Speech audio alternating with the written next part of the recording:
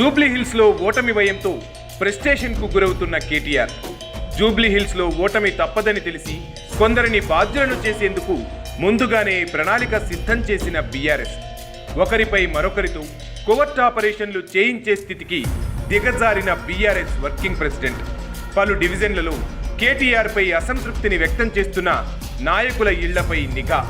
ప్రచారం చేస్తున్న నాయకులు ఎవరెవరిని కలుస్తున్నారనే సమాచారం సేకరిస్తున్న కేటీఆర్ ఈ ఎన్నికల్లో పనితీరును బట్టి పార్టీలో ప్రాధాన్యం ఉంటుందని సంకేతాలు పంపిన గులాబీ పార్టీ. తాము పార్టీ కోసం డెడికేటెడ్గా పనిచేస్తున్నా ఇంత నిఘా పెట్టడం ఏంటని ప్రశ్నిస్తున్న నాయకులు. ఎంత కష్టపడినా ప్రయోజనం ఉండదని అనుచరులను ప్రచారానికి దూరంగా ఉంచుతున్న డివిజన్ల నాయకులు. రోజు రోజుకు దిగజారిపోతున్న కేటీఆర్ వైఖరిపై నివ్వెరపోతున్న పార్టీ శ్రేణులు.